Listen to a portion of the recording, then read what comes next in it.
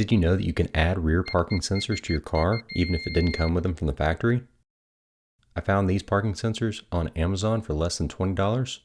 They didn't have the exact shade that I needed, but after some sanding, a couple coats of spray paint, and some clear coats, it was a perfect match. Installation will vary based on the vehicle, but I'll go over the basics here. You'll probably have to remove some trim, as well as the taillights. When you remove the taillight, find out which wire is the 12-volt hot for the reverse lights. You'll be using this wire to power the parking sensor system, so it will only be enabled whenever you put your car in reverse. You also need to find a good ground point from the body for the negative wire.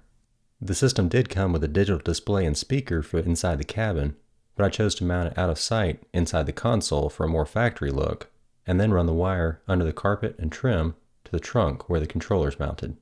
For sensor placement, I used some painter's tape I cut into circles to mark before making any permanent changes. Then using the included hole saw, I drilled holes into the bumper. After that, it was a breeze to insert each sensor and then route all the wires over to the side where the controller was located. Then through the rear body panel, into the trunk through a hole I cut in a rubber grommet.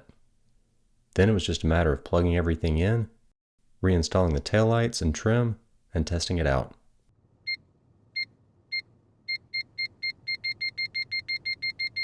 Please don't forget to click the like button if you found this video helpful, and also subscribe to the channel if you're not already.